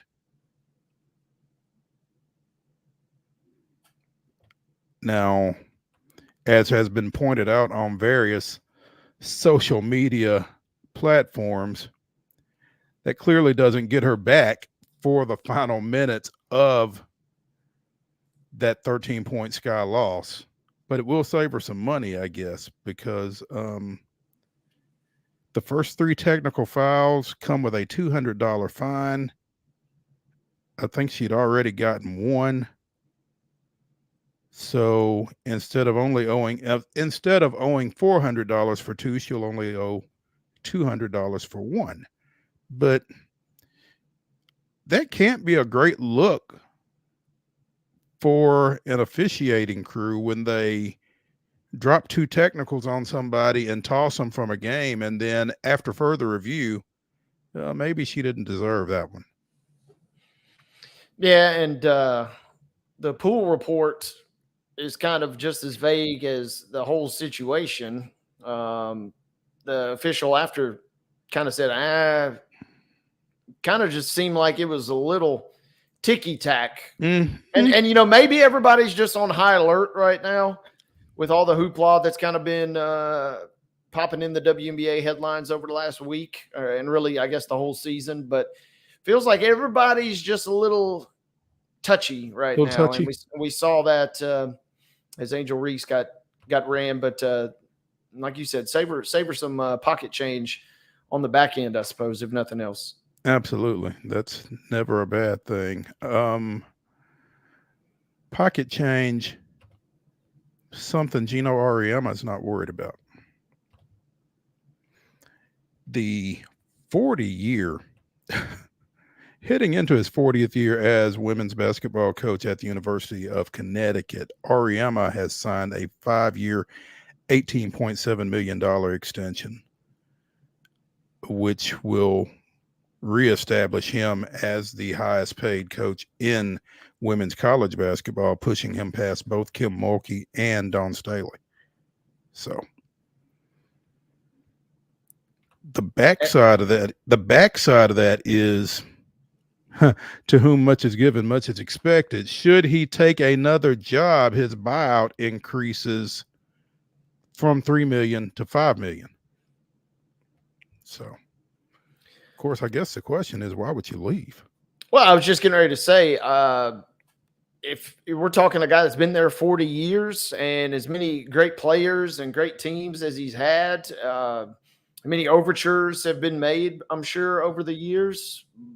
Now, I know you got to include that just to do your due diligence from a legal standpoint, but do we get the feeling that Gino's headed anywhere else? I mean, unless things just turn sour for some reason, it feels like he's got a pretty good sitch going on right there. He does have a pretty good situation now. I think the X factor, and we kind of saw some of this over the course of this past season, Wade, he's not a big fan of the NIL. He's not a big fan of the transfer portal. We have seen some other folks in other college sports just kind of throw up their hands and say, I'm done with this. Now, if Gino Auriemma was to step down at UConn, I feel realistically, I feel like it's more likely that he's just going to the house than that he's going to another job. So, but again, he's 70 years old. This is his 40th season that he will be going into. They've won 11 national championships. What do you feel like the chances are that he coaches to the end of that contract? It certainly has felt more over the last year or two, and especially, like you said, with NIL and just the other quote unquote headaches that we hear all these coaches talking about these days. Wouldn't be shocked if he doesn't make it to the end of this thing, but like you said, if anything, I know why you're including the clause there, but it certainly feels like if he's stepping down to send it off, happy trails and retirement. Yeah. Wade, right after we got off the air yesterday, we had referenced Oklahoma and Florida playing in the bracket finals of the Women's College World Series, and it was tied 5-5. Well, it did not end 5-5, obviously, and Jayla Edwards, I believe, hit a walk-off home run to push Oklahoma to a 6-5 win over Florida, putting them back in the championship series against Big Ten foe and future Southeastern Conference partner Texas. They will play the first of the best of three tonight at 7:00. And as we've mentioned on various occasions, Oklahoma going for a four-peat. Man, this could be special, obviously. The quest for the four-peat certainly can't be overlooked. But this is the age-old question of optics. If you're the Big 12, you're saying, hey, look at us. We got the two teams after Jada Coleman, puts Oklahoma in there. And then you're saying, if you're the SEC, hey, we got the two teams coming in. So I did see this tweet, though. Both will be wearing, since it is still technically official, the Big 12 patches on the jerseys. So if you're the Big 12, you really got to tout this and hype this and milk this for all it's worth. Because you got to ride it out. I mean, they Absolutely. are current Big 12 members, and so if the Big 12 is going to have a national champion in softball. Now, you may only have a month to really get your money's worth out of this, but you better milk it for all it's worth in these next 30 days. Yeah, no doubt. It's going to be fun to watch. And, since the Braves played today, I'll actually be able to watch it. So looking forward to that at 7:00 tonight on ESPN. 7:00 the next two nights after tonight, obviously game 3 if necessary. So keep an eye on that. Let's take a break from the Lee Company studios here on Main Street Sports Today. When we come back, we will be joined by our NBA expert, Landon SECREST, getting you ready for this Dallas-Boston series. So stay tuned on the other side of this break.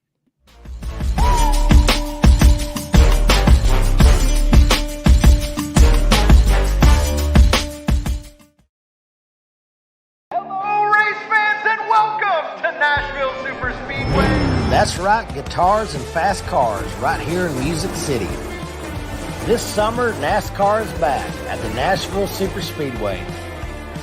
Get your tickets now to watch your favorite driver take on the 1.33 miles of concrete chaos. Visit NashvilleSuperspeedway.com to lock in your spot June 28th through the 30th for the Ally 400 race weekend. With Lee Company technology, the best handymen are hands-off.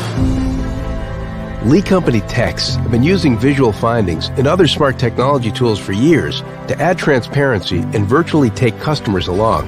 You see what we see, whether we're in a crawl space or on a roof.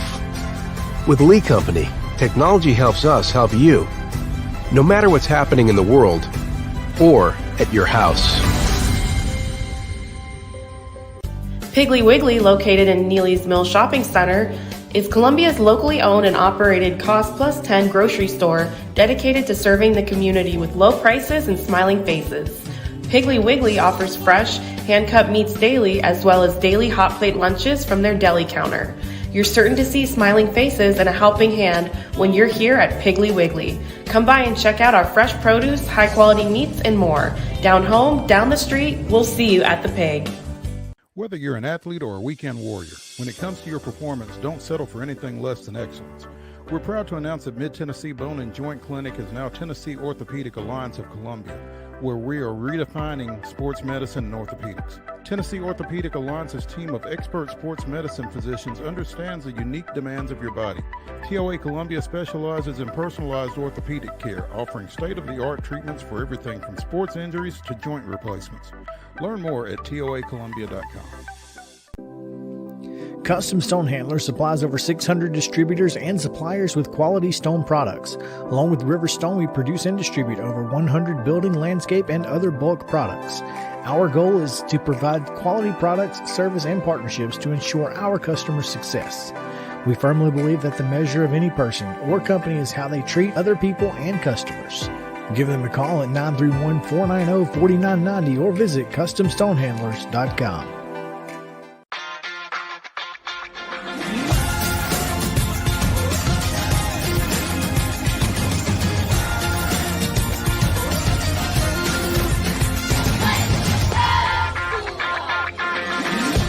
Wild horses are coming to Franklin. The Mustang Heritage Spectacular. 4 days of celebrity freestyle, liberty training, trick riding, and extreme Mustang makeover. Plus the shopping. Over 100 vendor spaces with clothing, food, home goods, and things you can't find anywhere else.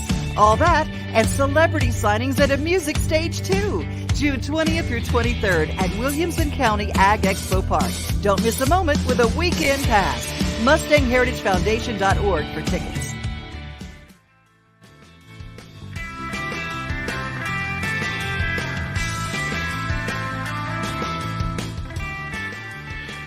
Wild and Wacky Wednesday continues here on Main Street Sports Today, presented by the Tennessee Orthopedic Alliance of Columbia. I'm Maurice Patton along with Wade Neely, and we are joined now by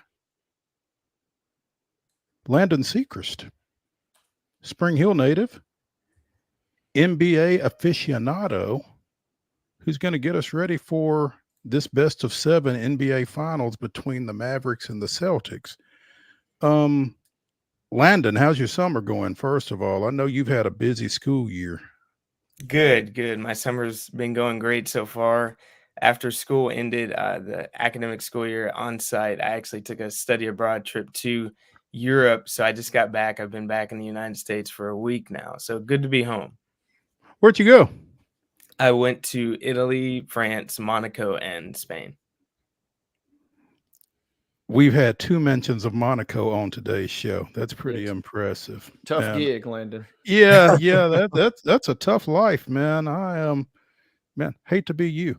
Well, so you've been home for a week, so you've gotten over your jet lag and all that. You've caught up on your sleep and everything.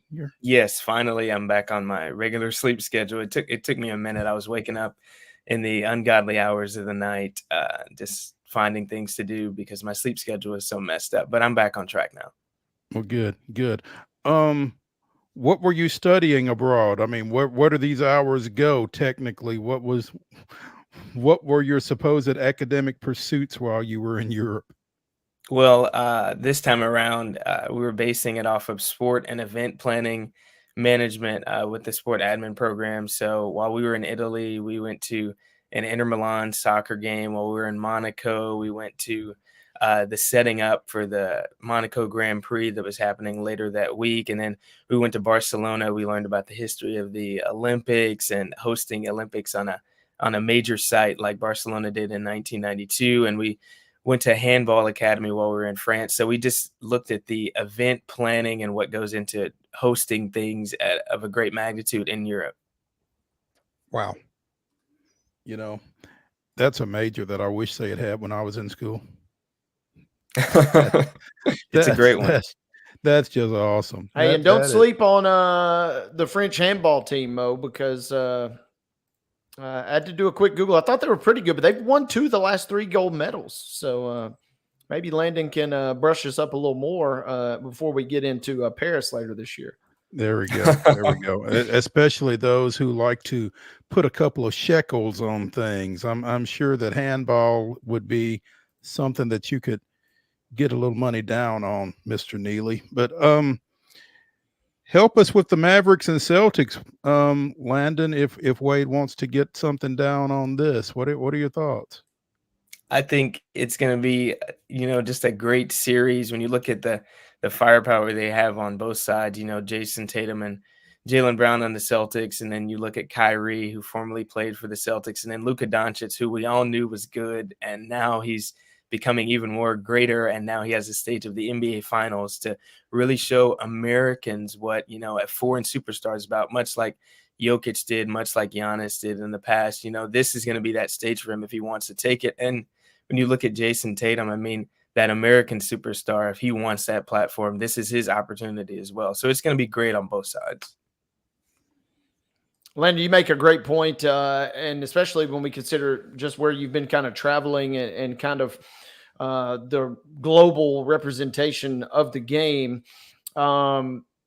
Jason Tatum is potentially, America is really kind of in an odd situation in terms of the international flavor that is already gotten to the height of the NBA, but potentially now with Luka even kind of further cementing that rep.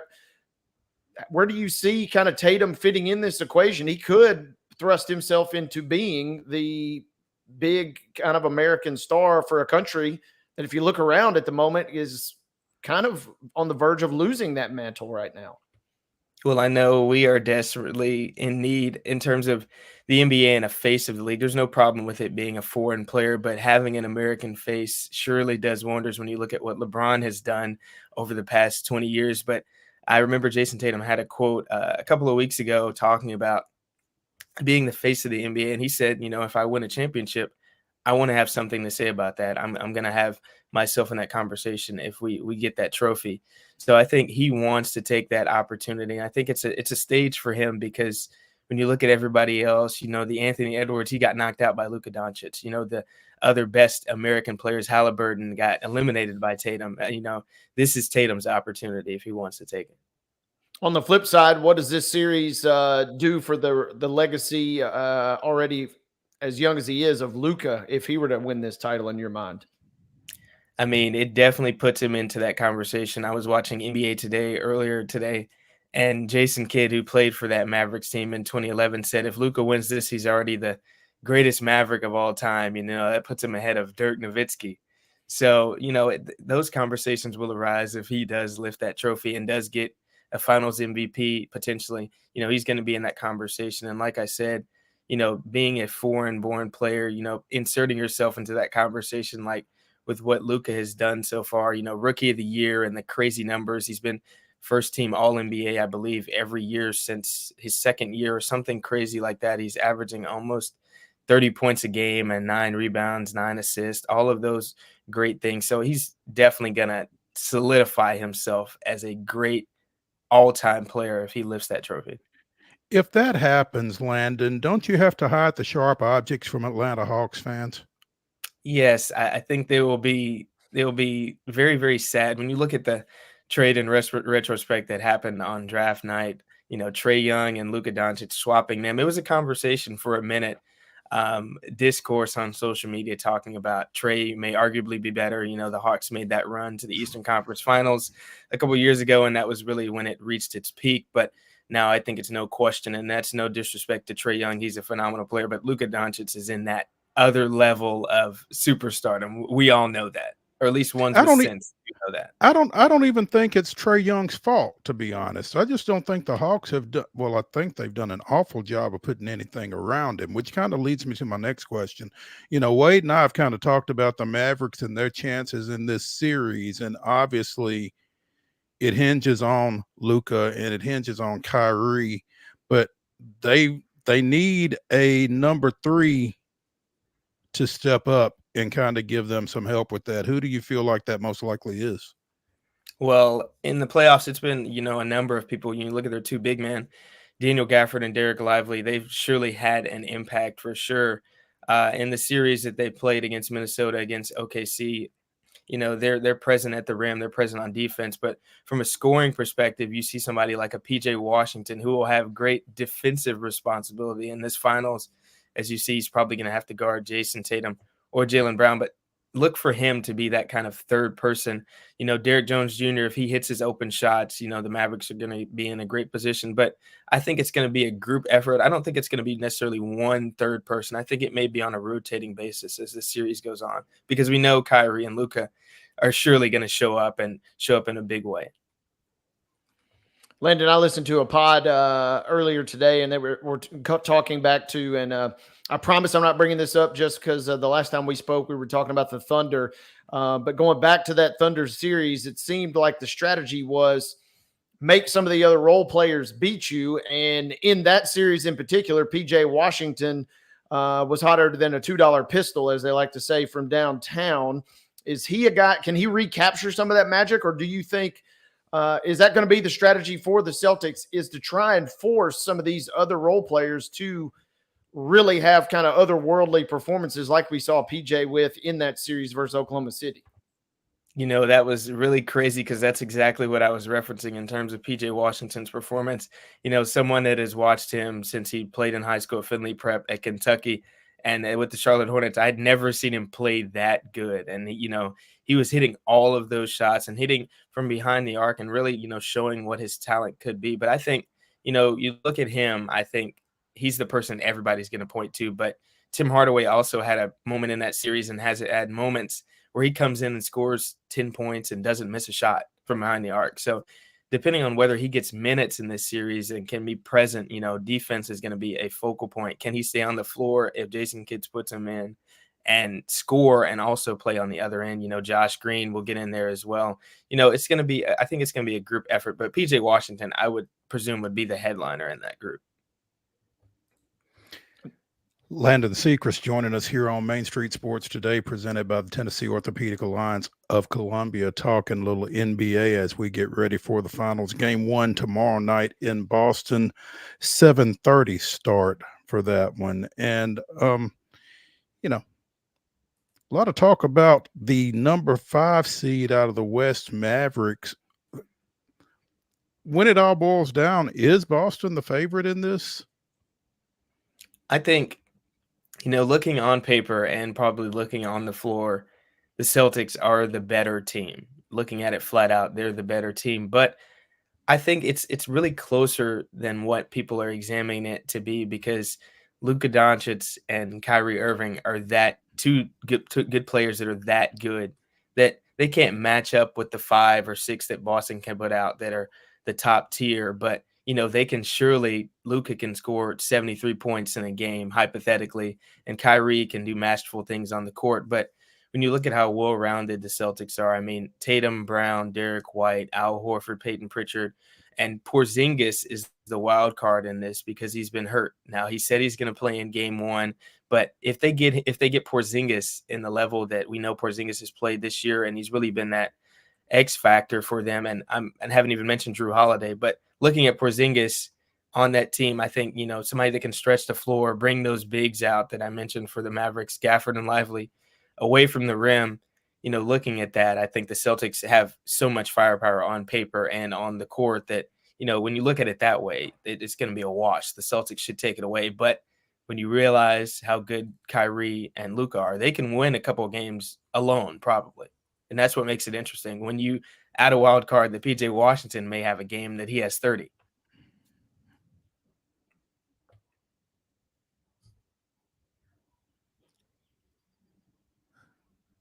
Wade, are you still there? I think Wade is frozen on us, Mark. Landon, Boston being the number 1 seed, there were expectations for Milwaukee coming into this season. They didn't really live up to those. Everybody talks about how easy it's been in this postseason for Boston. Is that a concern as they go into these finals? I think it is. When you look at what they had to go through in the East, the likes of the Knicks and the Pacers and all the other teams that they even played not in the playoffs, but throughout the regular season, just looking at what the Eastern Conference is versus the Western Conference. It's really no comparison in terms of the depth and how you really can't take a night off in the Western Conference. If you're playing, hypothetically, if you're playing in the Eastern Conference and you play one of those bottom tier teams, you have a couple nights off. And I think obviously Boston didn't play those teams in the playoffs, but the caliber of teams that you're playing and the mentality that you have to come in and compete on a nightly basis in a 7-game series like they're going to have to do versus the Mavericks. I think it's going to play a part in this series for sure. And I think it's going to be a big thing for Jason Tatum, because last time these Celtics were in the finals, I think it was his worst playoff series. Now, he's had great playoff series before that, but, we need him to show up. The Celtics are going to need him to show up against that team to be that player that we know he can be. Jaylen Brown has already shown what he can do. He showed it in the Eastern Conference Finals. But Jason Tatum is going to need to show up, and that's what everybody's counting on. Landon, if you guys can hear me, I apologize. No, we got you. I'm curious, and I apologize if I missed this part, but I am curious, what does this series do if the Mavericks win? Obviously, it would be their second title, going back to that famous 2011 team you mentioned a moment ago. But on the other side, where does this leave the Celtics if they don't come away with a championship here, especially considering how close they've been? Coaching, a lot of folks are not necessarily sold on the coaching staff up there in Boston. Where does this potentially leave? It feels like we're trending toward Boston winning this thing and kind of a coronation, but what happens if they should fall short with that franchise in your mind? I think going back to the finals against the Warriors a couple of years ago, I think people thought they had a very good chance to win that series. And, fortunately for the Warriors, they had Steph Curry on their side, who played a huge difference in that series. But when you look at the Celtics, putting Jason Tatum and Jaylen Brown together when they got drafted and working with that tandem, and people were questioning if it would work at the very beginning. And then it kind of came to fruition where they had those consecutive Eastern Conference Finals runs and they made the finals run. I think they're due. Boston fans think they're due for a championship with all the talent that they've added, adding a Drew Holiday, adding a Kristaps Porzingis, and, having Al Horford still around, having Peyton Pritchard still around, having those players. I think they think that they're due, and it's going to be, a horrible situation in terms of discourse and decisions to be made in the Boston front office if they do not win this series, because they have everything. They've been there. They had the experience. And if they lose, it'll be just performance at this point. Absolutely. And we obviously saw some kind of a wild situation with the coaching shakeup with the Celtics, which led to Joe Mazzulla kind of taking over. And so a lot of folks, it felt like he was kind of getting put in line for that job. But obviously, with the shakeup there, maybe a little faster than it felt like it potentially could have come for some fans. So that's the part that's really curious to me, is there was a lot of uproar after just his first season and potentially where he would end up if things don't go according to plan this year, because it certainly feels like Boston is the favorite heading in. But I don't know. I'm really impressed with this Dallas team, who has been white hot since the All-Star break, or the trade deadline specifically. I agree. Those moves they made at the trade deadline have definitely made a difference into what we see now. And I think Kyrie Irving, in all the games that I've watched him play throughout these playoffs, I think he's playing the best basketball he's played since I've been watching him. I mean, just the level that he's at, I think it's a different game for him right now. And Luka Doncic has had that ascension too. So I think the Mavericks cannot be slept on. And surely the Celtics are not going to sleep on them at this stage, because they need to win it. Other interesting thing to me, Landon, and all this, you mentioned Derek Lively earlier. Don't have to go very far back. The Mavericks basically were in contention for a playoff spot last year and tanked essentially the last 2 weeks of the season, maybe even deeper than that, to kind of just reset the deck a little bit. And then they, lo and behold, it doesn't always play out like this, but they, lo and behold, get a solid pick when they take Lively out of Duke. And you just talked about him being a second team all rookie selection this year. And he's another role player that feels like needs to step up. That game that he was out versus Minnesota was obviously the one they lost. And it felt like his absence was maybe even almost couldn't even overstate his absence, because when he was out, Minnesota really kind of feasted down low. Right. I think the Mavericks are going to be stretched out by the Celtics. We know they like to play around the perimeter. Nobody's really getting into the post and backing down except for Tatum on a couple occasions. And I think their most prominent present post player is Drew Holiday when he goes into the post and puts his back to the basket. And most of the time he kicks it out to a 3-point shooter, Derek White. But most of those times, I think that they're going to spread out, get the Mavericks in high pick and rolls and a whole lot of different actions to get those bigs involved. And I think they're going to play a huge part in this series, just seeing how they can defend against the Celtics. Landon SECREST joining us here on Main Street Sports today, talking a little NBA Finals. Celtics in 6? I think that's a good pick, Mo. Wade, thoughts? Feels like this series, I got a day to mull it over, I suppose, but it feels like it's gonna. It feels like it's going 6 or 7 either way. I do think I said yesterday on the show, I think some road teams are going to win some games. I don't know if Dallas comes in and steals game 1 tomorrow night, but I'm kind of like Landon. It feels like the Celtics are the chic pick, and as crazy as Dallas has been since the trade deadline. Maybe this doesn't just follow the blueprint that we've seen for so many years in the NBA. We don't really see teams just flip a switch in the middle of the season and really make a run like this. So that would trend toward the Celtics. But I do see the series going deeper. I don't think we're in line for a 4 or 5 game series. Yeah. Landon, we appreciate your insight, man. Look forward to getting you on again here soon, and continue to recover from your tough trip to Europe. Thank you, Mo. I appreciate it. Thank you, Wade. All right. See you, Landon. When we come back for the final segment here on Main Street Sports Today, presented by the Tennessee Orthopedic Alliance of Columbia, it is Wild and Wacky Wednesday. We will be bringing you some of the weirdest, wildest, and wackiest news from across the globe. So be sure and come back to the Lee Company studios after this.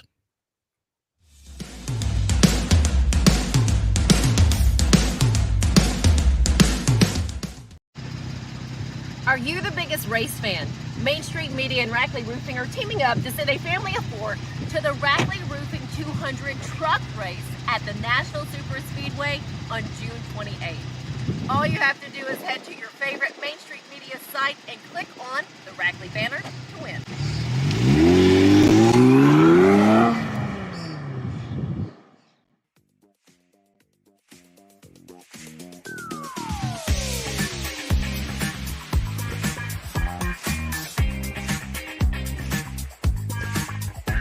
Closing out Wild and Wacky Wednesday here on Main Street Sports Today, presented by the Tennessee Orthopedic Alliance of Columbia.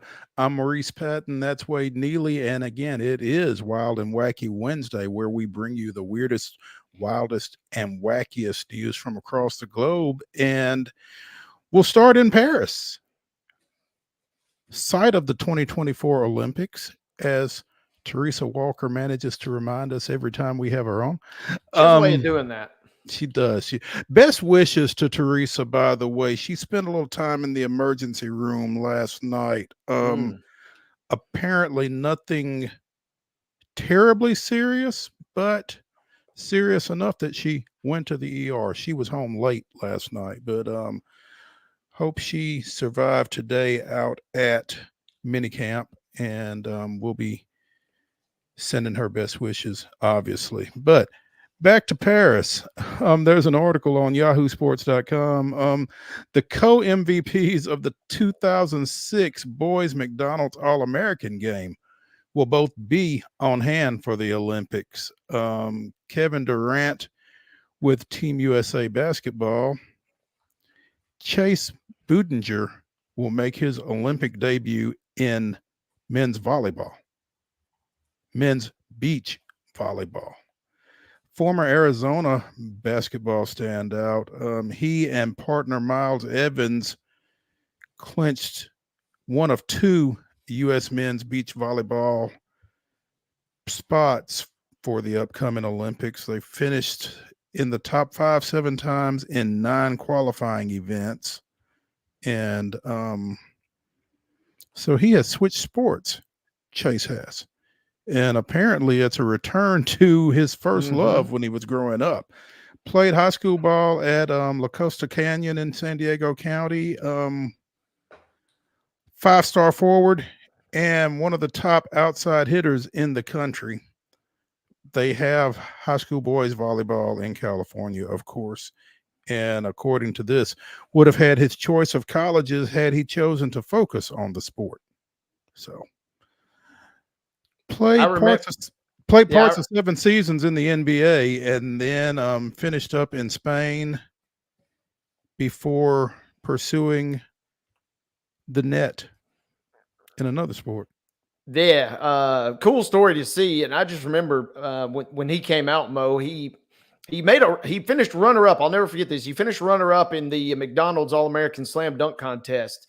And I was watching that with a buddy who's kind of tapped into recruiting back then. He said, well, if you think he's good at basketball, I know we don't know anything about men's volleyball. This is me and him talking. I still don't really know anything about men's volleyball. But he said, this guy is elite at men's volleyball. And I said, okay. And so the interesting thing, though, is, finally getting the nod. I'm kind of semi-surprised as kind of a journeyman as he was in the NBA with really where I remember him from is the Rockets and the T-Wolves in the early part of his career. I'm kind of surprised we hadn't seen him get closer to maybe making a true run at this before, but a very cool story nonetheless, and a bit outside of the normal sporting realm. 36 years old.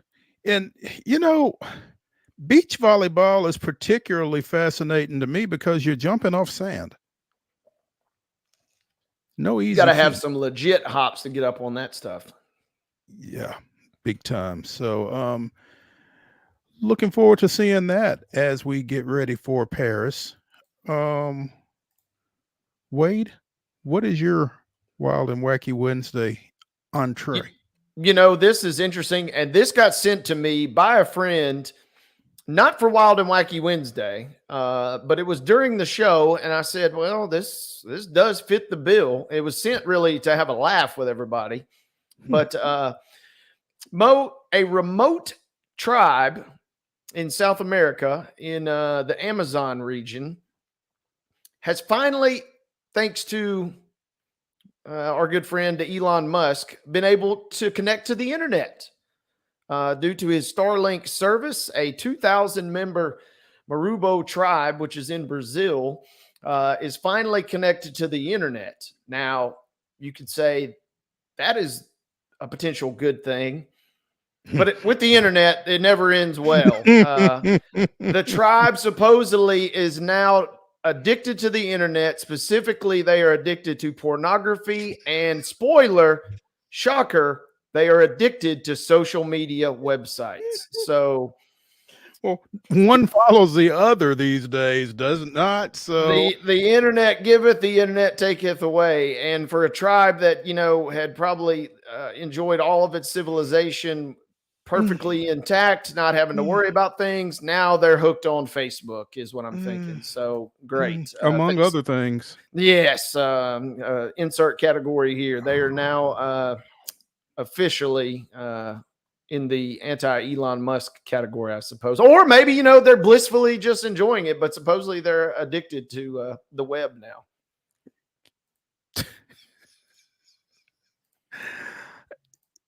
Sent to me during the show. I said, you can't make this up.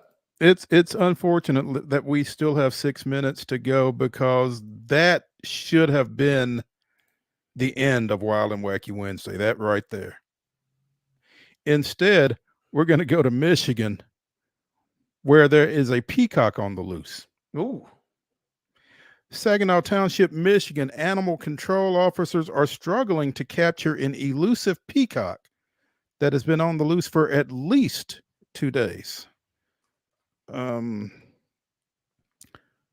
student at a local high school, tried to bring the peacock with him to school and find the owner, but the peacock eluded said student. Animal control officers almost captured it Tuesday, but came up short, leaving the officers with Almost scratches. captured it.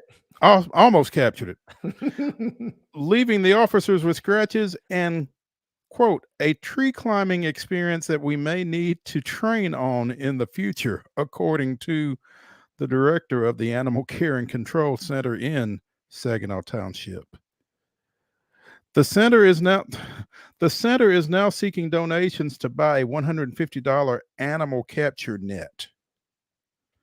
Citizens have been trying to capture the bird to no avail. The identity of the peacock's owner remains a mystery, and I imagine it will remain a mystery because I just don't think anybody's going to step up and say, "Hey, that's my peacock." So, yeah. I haven't really experienced this.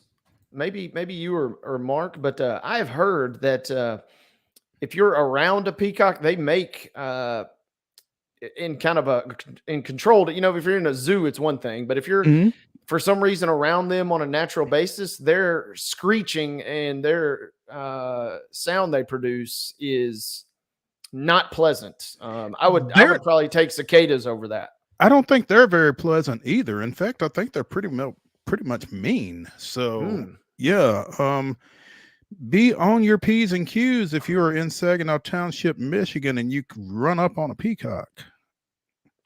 Yeah, don't mess with the peacocks. Leave it alone. Leave it alone. Just pick up the feathers. That's usually the theme of Wild and Wacky is leave the animals alone.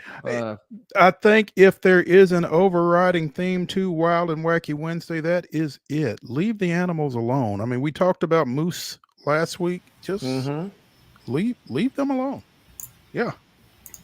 Mark is doing something, and it makes me nervous. I hear him clicking. Yeah. I feel like I think I know what he's doing here.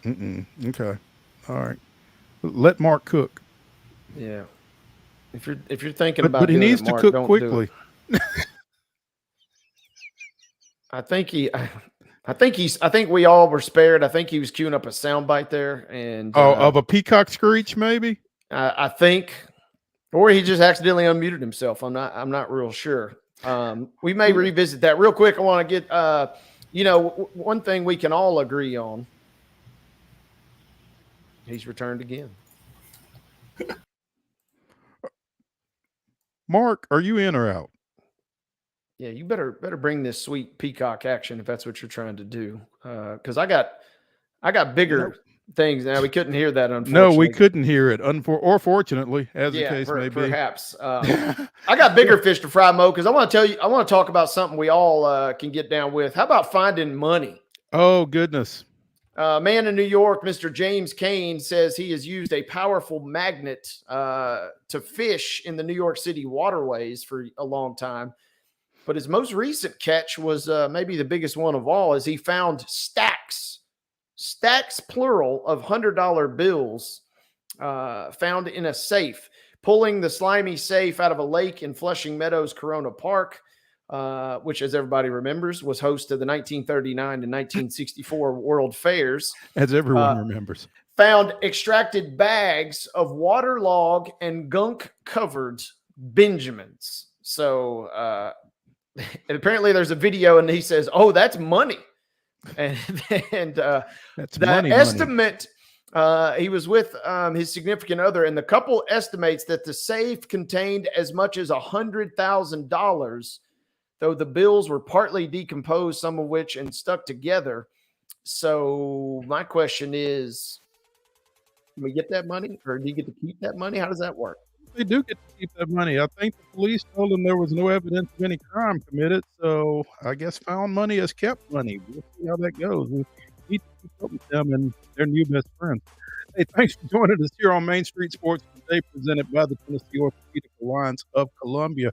Tomorrow, 2 o'clock, we will be joined by new Ensworth girls basketball coach, Sharona Reeves, and Terry McCormick from Titan Insider. So join us 2 o'clock right here. We'll see you then.